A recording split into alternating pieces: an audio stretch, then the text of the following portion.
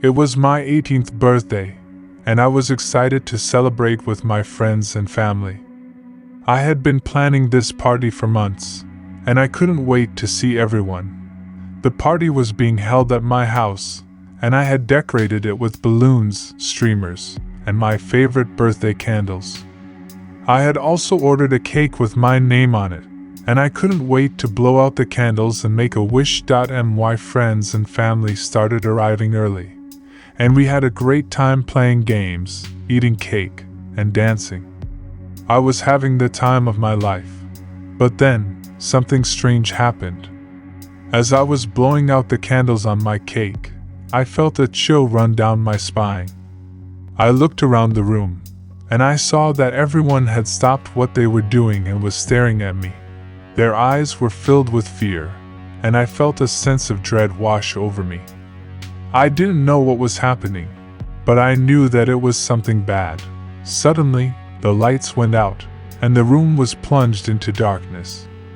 I could hear my friends and family screaming, but I couldn't see anything. I was terrified, and I didn't know what to do. I felt something touch my leg, and I screamed. The lights came back on, and I saw that I was surrounded by dark figures. They were all staring at me, and their eyes were glowing red. I knew that these were the things that had been haunting me for years. They were the creatures that had been waiting for my 18th birthday. They were here to claim me. I tried to run, but they were too fast. They grabbed me and dragged me out of the house. I screamed for help, but no one could hear me. I was all alone. The creatures took me to a dark forest, and they tied me to a tree. They started to chant, and I knew that they were going to sacrifice me. I closed my eyes and waited for the end. But then I heard a voice. "Let her go," the voice said. I opened my eyes and saw a figure standing in front of me. It was a woman, and she was beautiful.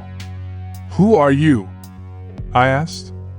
"I am the one who has been watching over you," she said.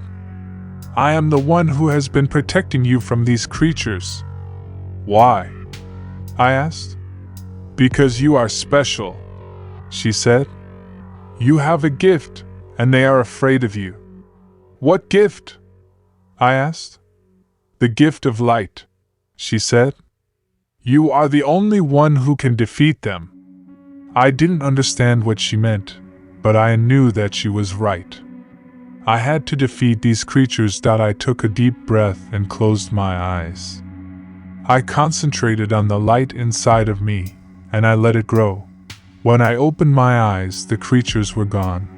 The woman smiled at me. "You did it," she said. "You are the one who was chosen." I didn't know what she meant, but I didn't care. I was just glad to be alive. The woman turned and walked away, and I was never able to see her again. But I never forgot her words. I knew that I was special, and I knew that I had a gift. I used my gift to help others, and I became a powerful force for good in the world. I never forgot the night of my 18th birthday, and I never forgot the creatures that tried to take me from this world. But I also never forgot the woman who saved me. She was the one who gave me the gift of light, and I will be forever grateful.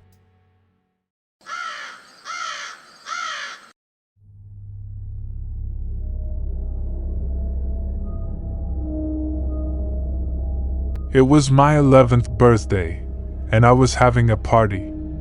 My parents had rented out a big hall, and there were lots of kids there. We were playing games, eating cake, and having a lot of fun. But then, something strange happened. I was in the bathroom, washing my hands, when I looked up at the mirror. I saw a shadow behind me. I turned around, but there was no one there. I went back to the party, but I couldn't stop thinking about the shadow. I felt like it was following me. Later that night, I was in bed, trying to sleep. I couldn't stop thinking about the shadow. I kept imagining it lurking in the darkness, waiting for me. Finally, I couldn't take it anymore. I got out of bed and went to the window. I looked out, but it was too dark to see anything. I was about to go back to bed when I saw something move in the shadows.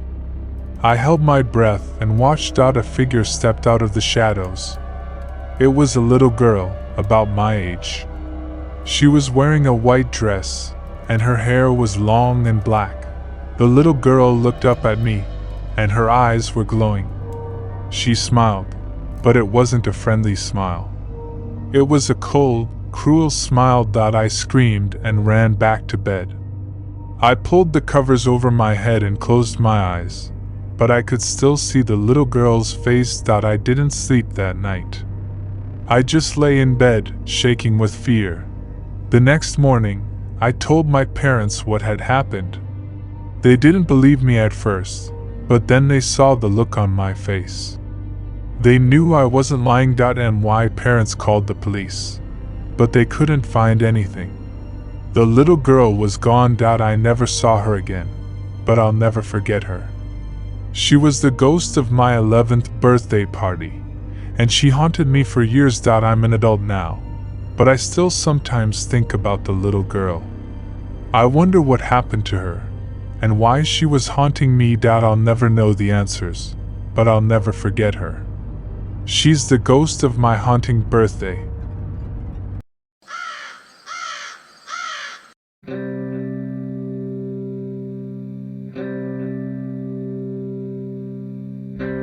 It was my 18th birthday, and I was having a party at my house.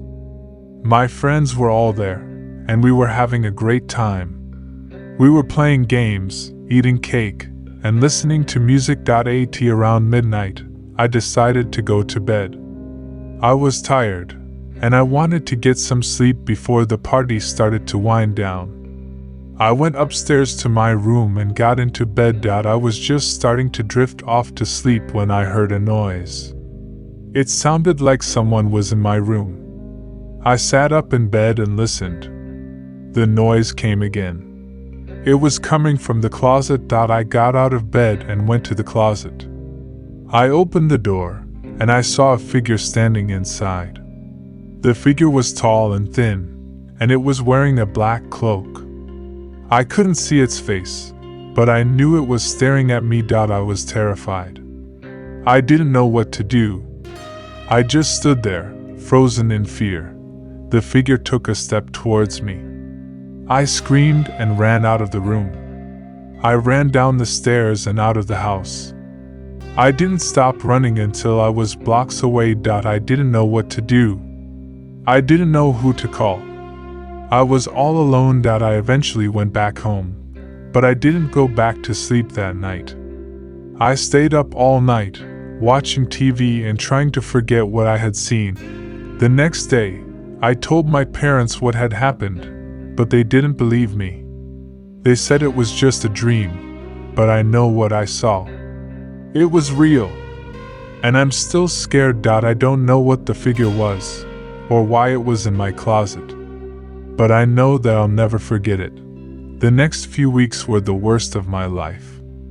I was constantly looking over my shoulder, afraid that the figure would come back. I couldn't sleep, and I couldn't eat. I was a nervous wreck.